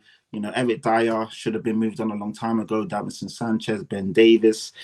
We could go on. There's like 6 or 7 of these guys. So, Patrick, why are we in a position where we get these players being offered new contracts? Well, we get Langley, you know, being offered. It's mad, but again, we shouldn't be. But Dal, you're answering your own question here, mate. Honestly, that tells you the utter madness at the very, very top, that someone could be making, or whoever's making those decisions, without the actual functional people in place. Like you said earlier, Dal, we've got no director of football. He resigned and left the club. We've got no manager. And yet we're getting these stories that players are ultimately agreeing to a new contract, but yet nobody's in control of that situation from a managerial perspective. It's an utter mess. What I am going to do, we are going to go, before we go for our next break of the show, I must just add, because I think many would be interested, of course, to know this. The first leave out chance did occur from the South Stand in the 23rd minute with a number of black balloons also thrown onto the pitch, which signified, it was a very much coordinated move. Daniel Levy joining Spurs 23 years ago. Dal said this earlier. It's mad to think that in that first half, we had, Skip and Basuma looking much better together, but without Højbjerg next to them, which was quite telling. Kulusevski as well, relishing being in that favoured number 10 role. And yet again, we saw such a good first half. How did it go all wrong second half? What we are going to do, Ben Davies is going to tell you that for our listeners on audio. He's going to take you into that break. And then we are going to touch upon that second half and where we are in regards to this managerial situation Spurs find themselves in. There's still over 1,000 of you watching us live. Can I say again, massive thank you for all your incredible support for the show. We're joined by a wonderful stand-up comedian impressionist, Darren Altman. Bless him for all of his time. Absolutely unbelievable. We're joined by the wonderful Sammy Powell, back on Last Word on Spurs, and Patrick Tyrant, who are bringing you the therapy and to try and dissect, discuss and understand what is happening to Tottenham Hotspur Football Club. Pat, let's come to you. Mbeumo for Brentford, 50th minute scoring a low strike. It really was. He made the most of the yard he had in between Davis and Longley into the far corner. And the concerning thing was, Pat, Spurs just didn't bring the same energy in the second half after the first half, and they ended up ruining all those first half missed opportunities, Pat. Yeah, we just were asleep, and we just literally watched them walk the ball into the back of the net. And as I touched on earlier, that's a shot. It was a decent attempt, but Fraser Forster should have been saving that. And Fraser Forster, for all of his good moments this season, the last 2 games have been really telling. That free kick, which literally beat him in the middle of the goal, and he punched the ball into the net. And then today, literally asleep and caught lacking for all 3 goals. And yeah, we just make our own mistakes. One of their defenders, I can't remember his name, the way he cut that ball through us, and then they're in on goal again. So they just easy moments, and they're through on goal. And the difference is they were clinical. We had a lot of chances, had a lot more of the ball, but they were decisive, and they took their chances and they comfortably beat us, and they deserve to win. It's not one of those games where we absolutely got robbed, or it's almost like a Spurs versus Brighton where you're looking at, oh my God, how did we get the point? They deserve to win today. They came away from home, put in a really good foot, and that's the thing. That's what's so disheartening. All it takes is a couple of 10 minutes, 20 minutes, 45 minutes to beat us. You don't even have to go the full 90 these days, So, and that's really concerning. And us as a team, there's not many positives. The only positives are the people that haven't performed, and we're hoping we see more of them. We're hoping we see more Kulu next year.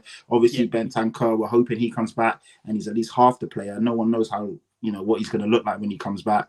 Again, we touched on Basuma. Some will think he's good enough, some won't. Only time will tell. But the only positives, apart from Harry Kane, is the guys that are injured or not really, they're on the fringes, and we're hoping we see more of them under a new manager, a new regime. Richarlison as well, another one that we don't really talk about anymore, but has had a really poor season. I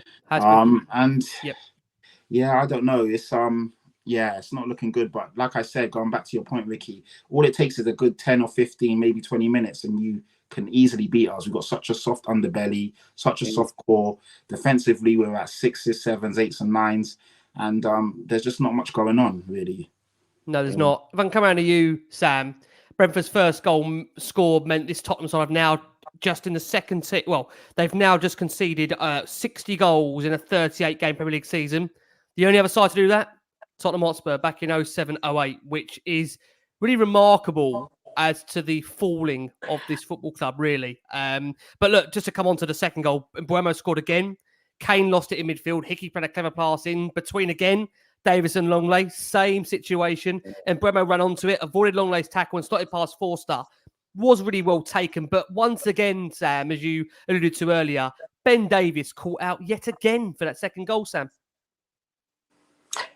Oh, I don't even want to talk about it anymore, Ricky. I know. It's carbon copy repeat, Sam, isn't it? I mean, that's the worst thing. The players aren't learning mid-game, Sam. That's where I'm at. It's like end of season, end of my tether. I'm there. Do you know what I mean? Like, I'm just replaying it over on my head, and I don't remember the last time I wanted to tune into Match of the Day. In fact, I do remember it was because I really wanted to see whether that Jota should have been off against Liverpool because I thought they nicked 3 points from us. But that, apart from that, I just don't.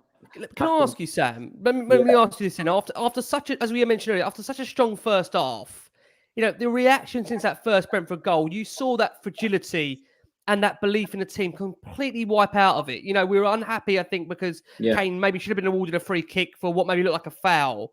But to get in behind Davies, as you mentioned, he was so exposed playing in the left of the back four. But I think we've all probably mentioned the fact he's just simply not good enough. And it just feels, as I mentioned earlier, as soon as the opposition, Sam, they up that tempo, they put us under pressure, we completely fold. We can't handle it. It wasn't a foul on Kane, by the way, as much as I wish it was. But, your teammates should be there to handle that. And the pace when they switch it up, cannot cope with it, Tottenham, at all. And that is when a team are pressing us, I just think, if these carry on pressing, then this is good. Even when we're 2-0 up.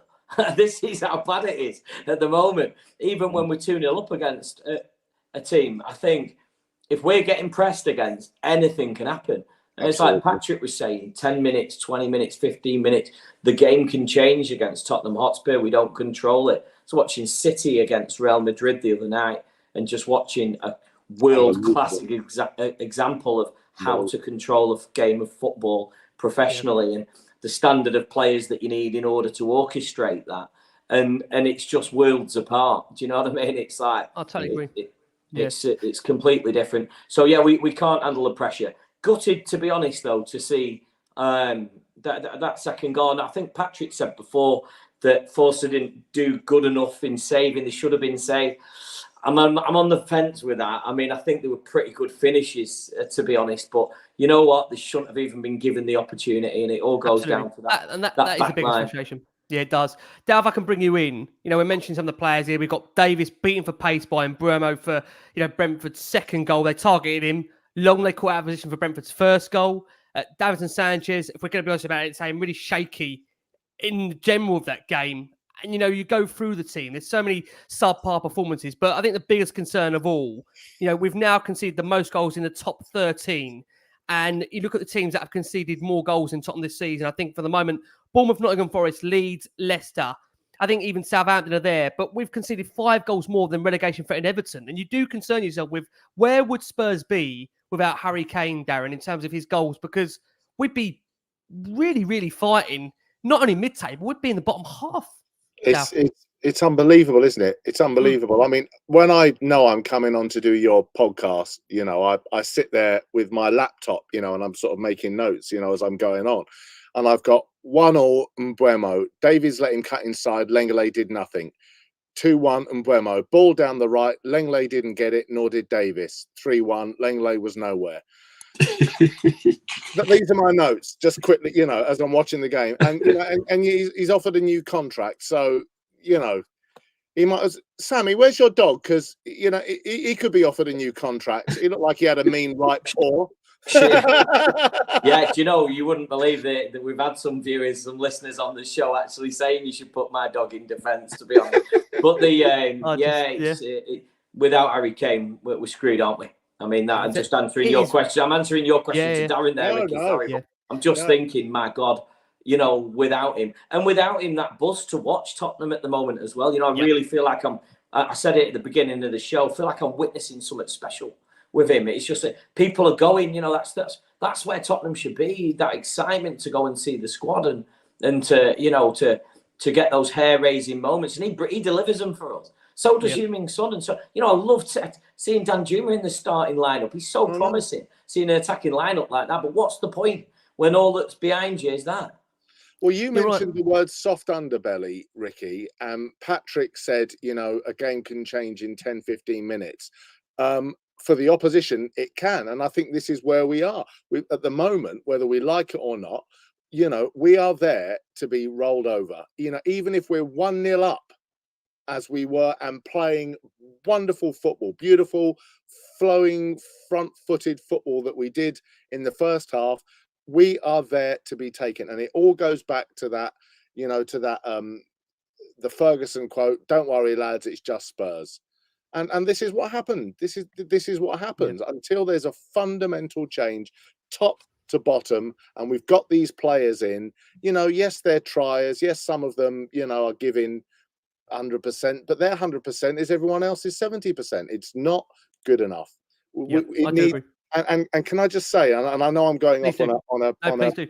on a tangent that you may wanted to bring up, or you didn't want to touch this, but regarding European football, as I said to you before we started, Ricky, and I may make myself unpopular and it may split the room, but I would rather we finished out of all European competitions, because I think we got bigger fish to fry, and it's not in the Europa Conference League. I think we need to take care of and I know, if our friend Chris Cowling was here, God bless him, lots of love to you, Chris, he would say it's all about the trophies. I would rather not have, and I know, we all saw the Happy Hammers, the other night, in the Europa Conference League final. Personally, get 9th and just get a manager in and focus on getting our mentality back, getting our ethos, getting a team back together. And if it means not being in the Europa Conference League, I don't care. I think we've got bigger fish to fry. Yeah, I'll be honest, Darren. I said the same thing on Wednesday, Darren, and did you? People didn't like it. Yeah, right. Okay. The reason for me, exactly what you're saying, but I've seen managers not take it seriously. And if the manager's not going to take it seriously and they're putting out B teams / C teams, and then we're getting peppered and beaten by teams that are up for it because it's Tottenham and we're a big name and we're a big scout, what's the point? It's demoralizing. It's a waste of time. And also, Patrick, don't forget that if we are paying B and C teams and giving the youngsters a chance and getting people like Sarr starting, we're still taking Kane and Son and giving them late nights. Exactly, and they've got to come on to turn the game because we're going to be losing, and it's just a mess. So, like you said, we definitely have bigger fish to fry. I need us to have a decent domestic season and focus on the domestic cups. This squad isn't good enough to go 3-4, possibly looking at 3 or 4 different competitions. Focus on the league, getting back into the top 4. Focus on a domestic trophy, take them seriously, and we go again. We're not good enough to do that right now. And the Hammers are celebrating. God forbid we win that. I don't want to be wasting the energy of the squad playing teams whose names are like Wi-Fi passwords or whatever. Yeah, it's a joke. I'll be honest, boys. This is where I'm going to really split the room here. If I can just come in for 1 second. See, I'm of the opinion that my concern is that the squad that we've got, when those players that come back from loan, they may not all necessarily go back out on loan. We're going to have a squad of 25, 30 players. And my concern is that I don't know how you're going to keep all those players happy to some degree if they're not playing week in, week out. Now, of course, you can go and put them all back out on loan, the ones that you can do. But for me personally, I would love to see Spurs, if they were in the Conference League, actually take it genuinely seriously. And this is what I think is, again, dependent on who the next manager comes in. I know, again, a lot of you are shaking your heads, and I can understand that. But for me, European football is still European football. Like Dal says, his opinion might split the room. Like I think mine might split the room. And I know many are of the opinion of Dal and Pat and you, Sam, that forget the Conference League, bin it off. But my opinion is, for a club that has not won a trophy for near on 20 plus years, are we that snobbish to say that we should just be disregarding that competition? I totally understand the ramifications or the consequences that come with that competition in terms of travelling, in terms of the team you're going to face, in terms of the stature. I think they need to change that name conference for the start, really. I think it doesn't do that competition any favours. Yeah, I'm with you on that. But for a club like Tottenham, that should ultimately be, for me, taking every single trophy seriously because of the lack of them. I don't feel comfortable just saying we shouldn't be in there. But again, I know that will definitely. Well, listen, I know that will definitely split a lot of opinion. No, it's good that this is what the show's about. You've changed my mind because you're right. And as a Tottenham fan, every opportunity to see Tottenham play. But where we're at is it's not a pleasure at the moment. Sam, if we were winning, in my opinion, Sam, if we were winning a trophy, every couple of seasons, and this was just like a one-off period, I'd be saying, don't worry about it, stay out the conference. But for a club like Tottenham that has not won a genuine top trophy in the last 20 years, should we really be a side turning our nose up at it? That's just my opinion. No, we shouldn't. But what I'm getting at, what I was just saying there is you have. I hold my hands up. You have. I think you're right. I would like to see us in there. I think what the only problem is that, and I'll do the U-turn on that and say actually I would like to see Tottenham play in Europe. But it's the first time I've ever made someone have a U-turn on this show. Jesus, but what I'm saying is, I know crackers would be surprised. But what I'm saying is that we're at the point now where we just think that we get knocked out by somebody who is just nobody. Yeah. I totally agree. That's where we're at. And then we look even worse. Sam, that's the risk you take. But if I'll be honest with you, look, West Ham, and again, I will just leave it after this. West Ham are a club that were fighting relegation this season, and they've reached the final. And if I'm being honest with you, they haven't played great in that competition. And to be honest, they got to the final in that last game by really just kind of grinding the game out. To, if we're going to be honest with you, they got a 1-0 win at the end in that last game, but they weren't attractive. They weren't the most, amazing sight on the eye, but they got to the final, which tells me if Tottenham took it 80% seriously, they get to the final and probably win it. But I will also share the opinion, if we were to win it, I think as Pat said, we get banned anyway. So look, whatever I think, really, you can't win. You can't win. I think if we were to win that trophy, considering we're a big club, we're just going to get ripped. Absolutely. It's hard. I hear both sides of the story, but I just think right now with where we're at, with a new manager coming in, the Drossie's got to get rid of. He's got to focus on the squad. I'd rather us just focus on the domestic and then we go again next season after, see where we're at. Hopefully it's not Conference League anyway, but it's a tough one. It really is. Yeah. We do want to turn our attention to the next managerial search, and we'll do that in a second. But before I do, we did see, of course, for one last time, Lucas Moura replaced Dan Juma. If I'm going to be honest, to Lucas, didn't really offer much. We wish him, of course, all the best. He gave us an amazing moment in Ajax. Some would probably say that Moura probably, look, he's stayed here beyond probably the period which he should have done. And look, we do wish him all the best, of course. Lucas Moura will always go down into some folklore for Spurs, of course. Scoring that goal to, of course, mean Spurs did reach a Champions League final. We saw Richarlison Porro get the nod with 16 minutes left. Plenty of loud chants again for Daniel Levy from the South Stand to leave the football club. At the other end, Brentford fans are trying for him to stay. There you go. That's what makes that up. And Brentford got a third. Skip dallied on the ball. Baptiste nicked it off him. And Buemo played in Wisa. Clever finished to make it 3-1. And the fans at that point were streaming out. Spurs effectively totally collapsing and effectively not bothering to come out in that second half. Richarlison towards the end of the game, denied twice by Rayo in the space of a couple of seconds. 2 headers. The first pushed onto the left-hand post. The second tipped over the bar. And if that's an audition for the Spurs job for Raya, I think he's proven himself to be a really, really good goalkeeper, not just today, but throughout the season. One Spurs will definitely keep their eyes on.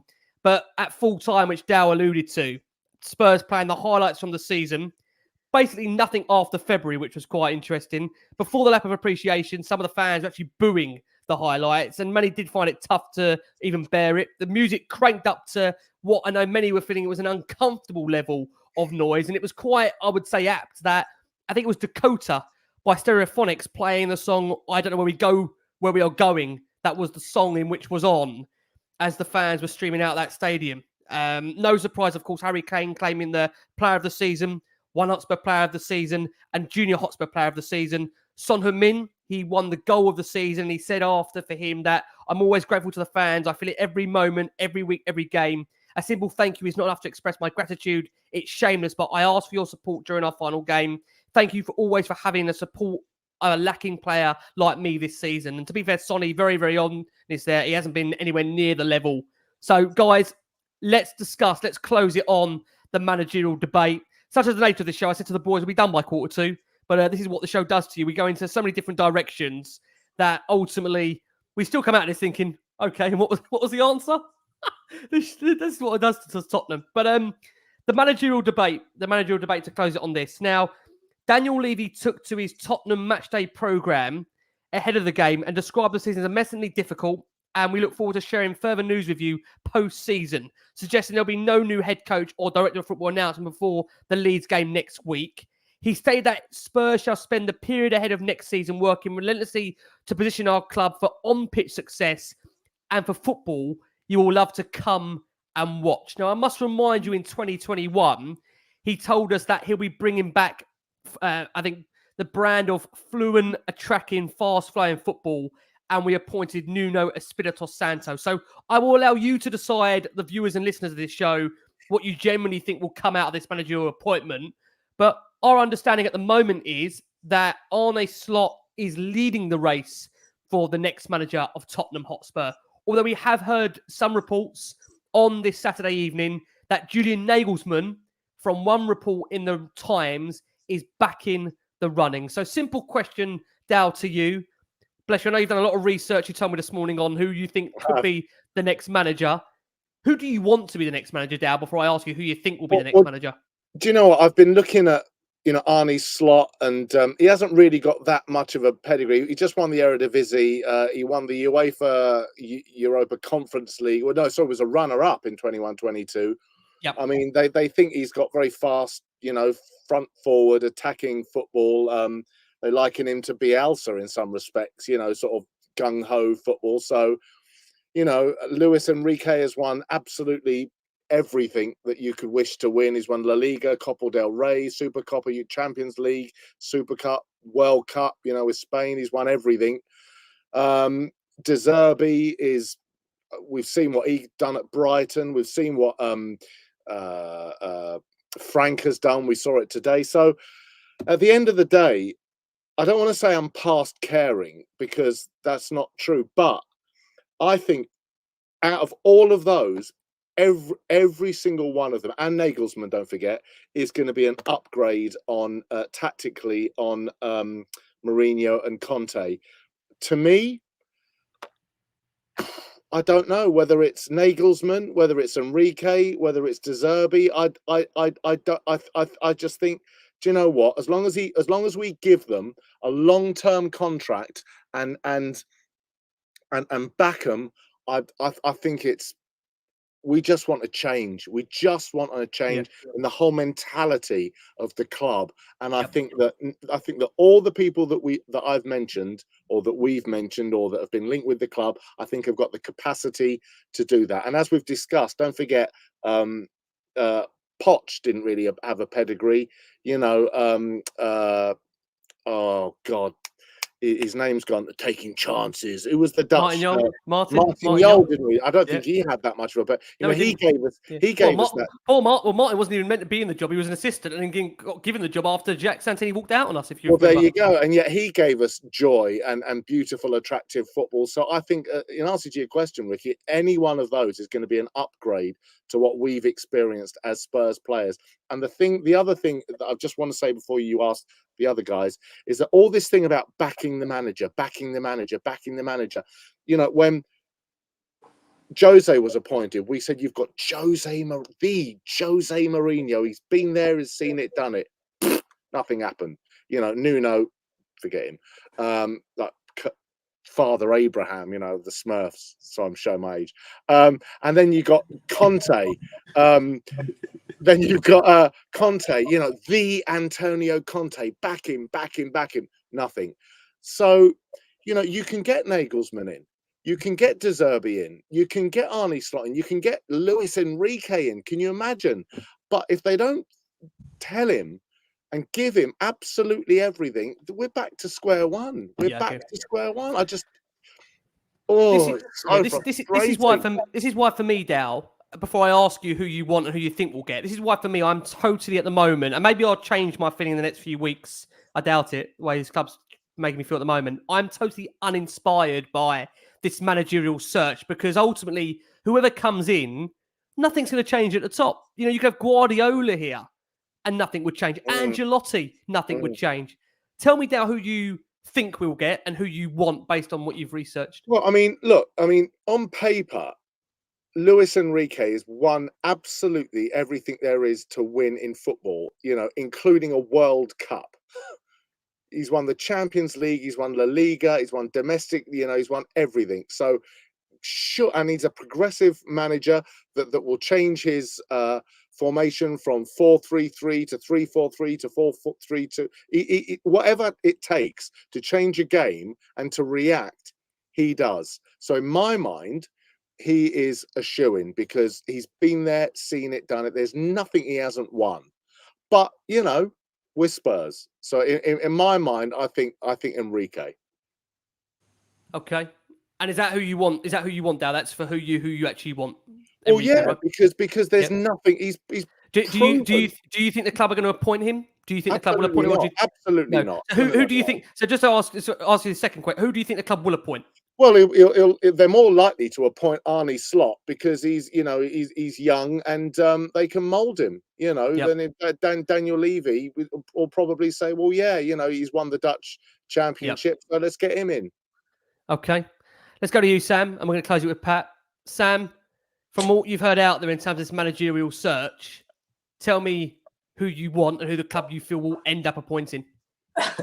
I'm just still laughing at Darren going on about Enrique.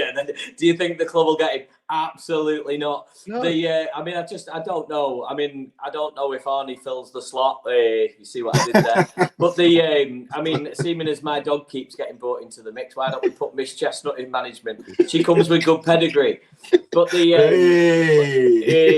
no, see, I've lost faith, Ricky. I don't know who's going to take it. We've had two of the world's best managers. And you know, the comments that Conte came out with that ultimately ended in his release, should we say politely, were bang on.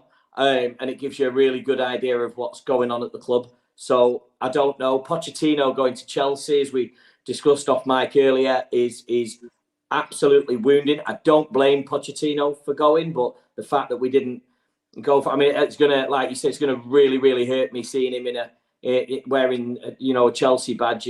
It's one thing hearing about it, but it's another thing seeing it. And I said off mic before, it's a bit like one thing hearing like your ex-missus is dating someone new, but you know, getting a video sent to you of someone else putting her back doors in is completely different, and it's going to hurt me that really badly. So Pochettino is you know, has hurt me.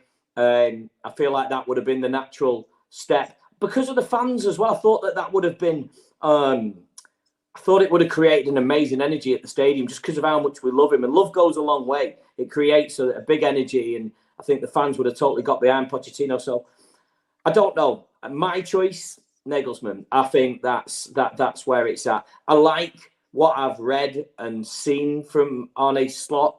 I think he's a cool manager, but I just don't know where we go, Ricky. I don't know where we go with it all. So my answer is so uncertain for you.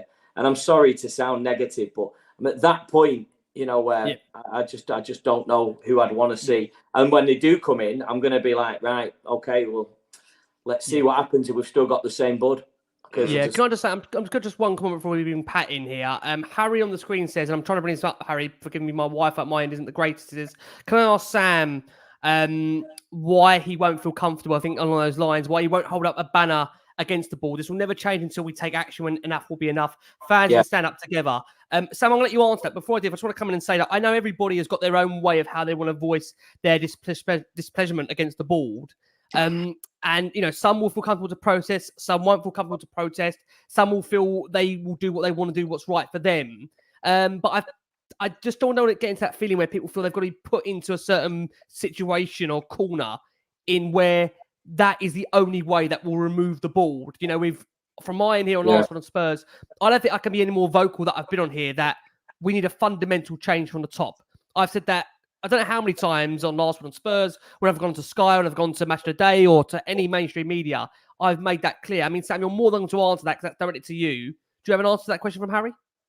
Yeah, I do, and you've just answered it. So what you've just said there, Ricky, is my answer, because I don't feel like that's going to make a difference. And you know what? Everybody knows that I'm on this show. I'm so grateful, by the way, to be on this show. Seeming as it's my last one for the end of the season, I just do want to say thank you to you, Ricky, and everybody else that's welcomed me. You know, I know I'm a bit of a wild card when I come on, so and appreciate that. I remember 7 years ago, longer, coming on your show for the first time, and I'd had a couple of beers, and everybody on it was brilliant, talking about stats and everything like that, and I was wild, and I messaged you afterwards and said, I'm sorry, pal. You invited me, and you said, you know what, they're loving you. You're honest person, and all I want to be is honest about it. And I'm being honest and straight when I tell you that I'm not happy with the board at Tottenham Hotspur. So, that's my way of, all I said earlier was I was sat on the fence for a long time,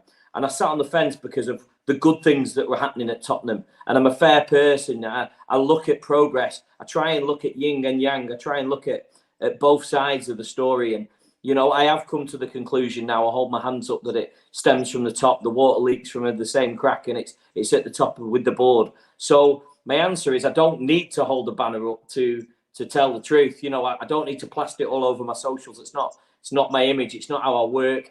But I'll make it clear. Fundamental changes, in the words of Ricky Sachs, are needed at Tottenham Hotspur, and it starts with the board. Totally agree. Pat, let's close it with you.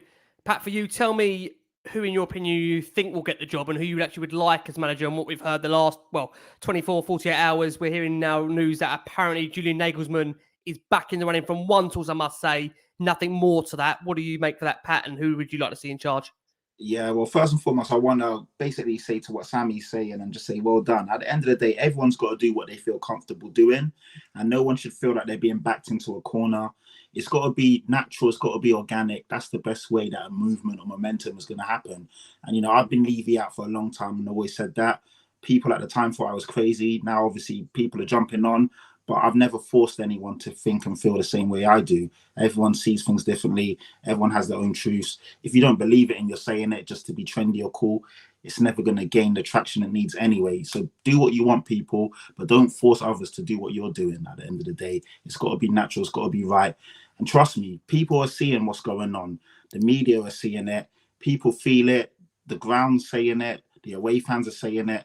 Let people do it it's got to happen organically. And I mean, we don't want to be in this position anyway. So, let's move on from that. But yeah, just I agree with what Sammy's saying. It's got to be organic. It's got to feel right. And it's got to be natural. In regards to the managerial situation, my thoughts have always been the same. Pochettino, Nagelsmann, and Marcelo Gallardo were my three from the beginning that we were looking for a new manager. Pochettino, unfortunately, looks like he's going Chelsea. Marcelo Gallardo is still out there. I'm not sure why the rumours not rumours, but don't know why the links haven't been more stronger, because he's a top manager. And I feel he'd be everything we need at Spurs at the moment. And obviously Nagelsmann ticks all the boxes. Brilliant, young, front forward football. I feel that he's old enough, but still young enough to be in tune with the players. He's a commanding figure in the dressing room. Managed at Bayern Munich.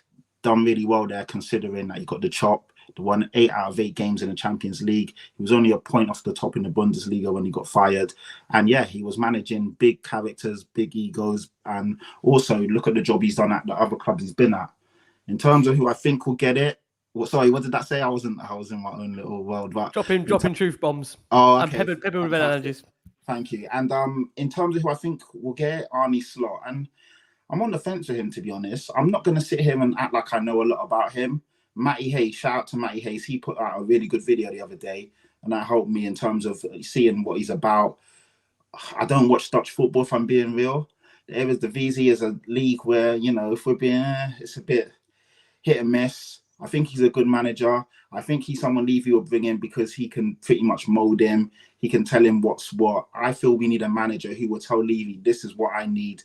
Give me the tools so I can really take us to the next level. And I feel with Arne Slot, you'll get a bit more of a yes man. He's a good manager, decent tactician. He's still quite, new and a bit rough around the edges. I hope we do get Nagelsmann, or I hope we get Marcelo Gallardo, even though we're not linked to him. Arne Slot, I mean, he'll be better than Ryan Mason, but he won't. I'll still be uninspired if I'm being honest. So that's how I feel. If I'm being, it's better than what we've got. But I'll get behind whoever we bring in.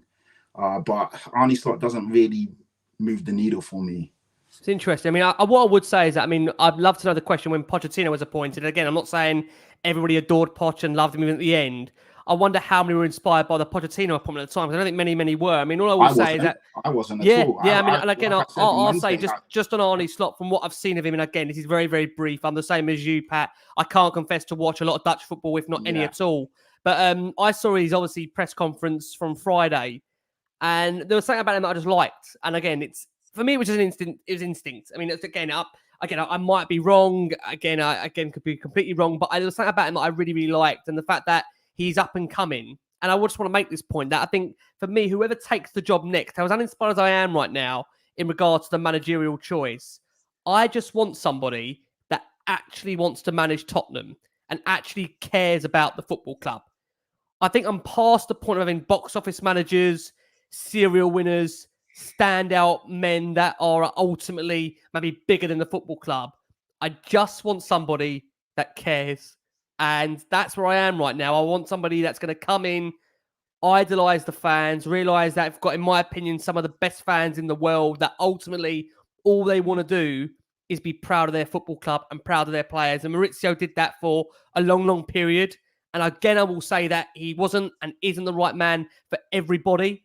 And I just got that feeling from Arne Slot. I think many people asked me, why have I not put why have I not named or put my face to the mask about, a manager. I think what I saw from Slot, I was warming to him. Again, that might all change in the next 24, 48 hours, but I think, many were liking the name of Julian Nagelsmann, but all I can say at the moment is from what I've seen from Arne Slot and his career and, even some of his team talks, I've been really impressed. But it's early days. I can't claim to know his career or know him off by heart, but I think he might slot in. Go on, Dan. Ricky, before we came on air, I saw on Sky that Feyenoord said that they're actually worried about Spurs taking him, and they've actually offered to double his fee. So whether that tells you something or nothing. You know what's interesting, though, Dale? I think he knows that ultimately what he's achieved at Feyenoord is probably unbelievable. And the fact that when he goes into the Champions League with them next season, if he gets a negative result in and they drop out the Champions League, then he may have lost this opportunity and may never get that chance again at, coming to the Premier League at one of the big, I know we're not in the top six, but I'm going to say, a top six club generally. Spurs have been, 5th and 6th in and around that in the last 20 years when you look at the Premier League on average in finishes. So I think for him, if he was offered the Spurs job, I don't think he could turn it down. But again, I will make this point that, look, I can't claim to know his whole career. I've seen glimpses. I've done a little bit of research. Shout out to Matty Hayes as well, as Pat said. That video was really, really intriguing and insightful about, the education behind him. And I think we'll just wait and see. I've come to a point where, again, as a fan, I think all of us here, you guys have been amazing. You've come on Last One Spurs and given so much of your time to the show in your periods that you've done the show. Doing this on a week-to-week basis, a game-to-game basis, it does really, really at points break you down. And I think we're all looking forward to the end of the season just to have a little bit of a respite from the games and then see what the summer brings. And look, we need a refreshing voice. We need someone that's going to come in, lift the players, lift the staff, lift the fans. And that's the one thing I will say, that the fans have been absolutely remarkable. Even today, at the end of that game, you've got some fans that are there staying for the women's game after they've just seen the first team getting absolutely beaten at home by Brentford. And Brentford are a good side, but we are Tottenham Hotspur Football Club. And we need to remind people of that. But look, it's where we are. We have to hope there's going to be more positive things moving forward. I want to say a massive, massive thank you, if I can, to our wonderful panel. Dal, thank you so much. Pleasure as always. Anything in the diary, Dal, you can tell us that's going to incite us, or where we can listen to you when we're doing our supermarket shopping. I know you always tell us to listen out on the tannoys. Yeah, not really. You'll hear me on the radio selling you crap you don't need. I do all the team sport indoor karting stuff. If you're walking around Wilco or Asda, you'll hear me saying strawberries are half price or something. I do lots of radio ads, lots of TV adverts. So yeah, I'll be in your ears whether you like it or not. Yeah.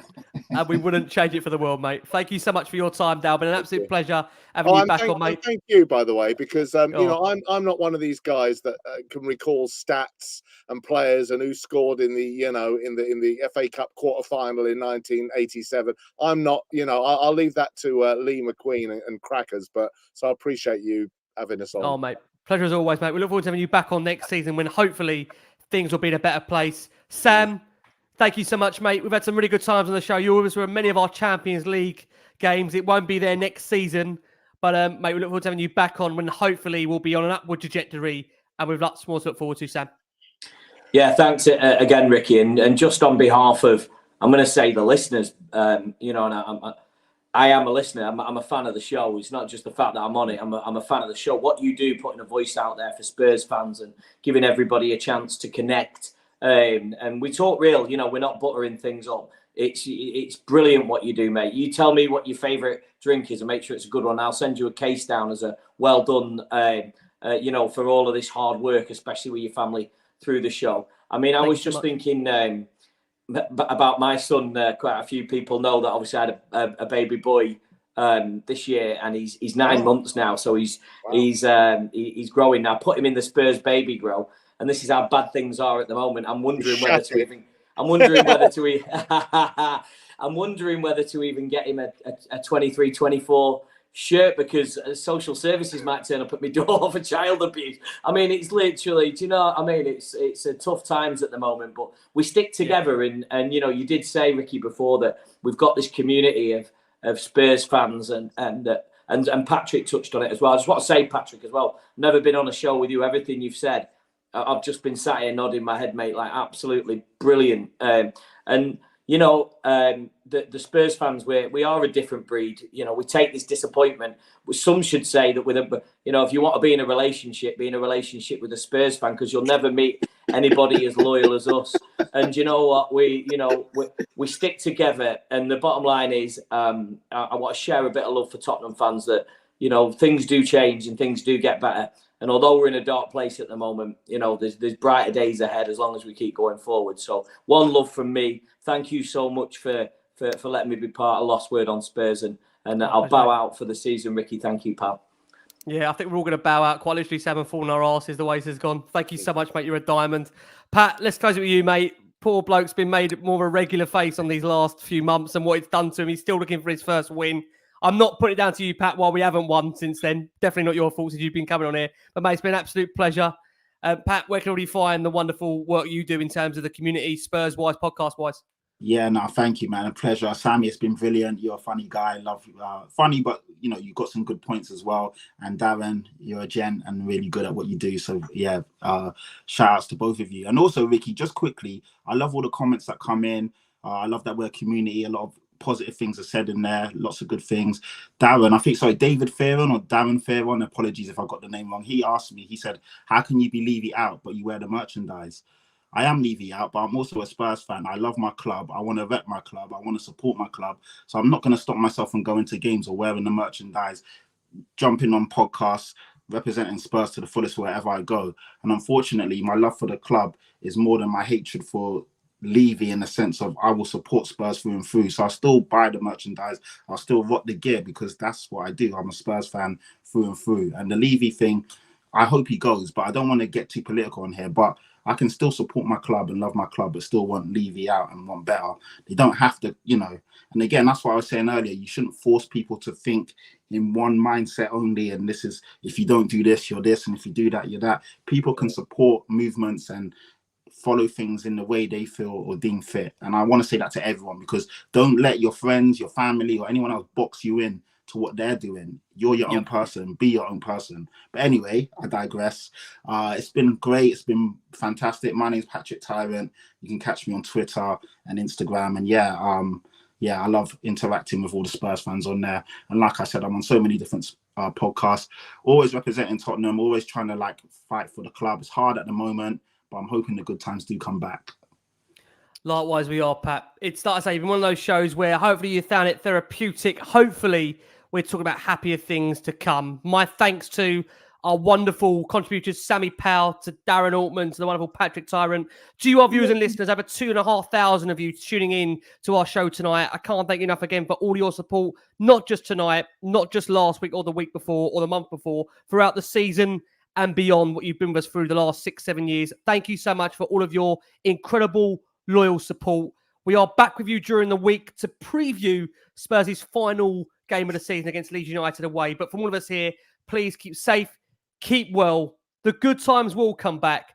And from all of us here at Last Word on Spurs, keep safe, keep well,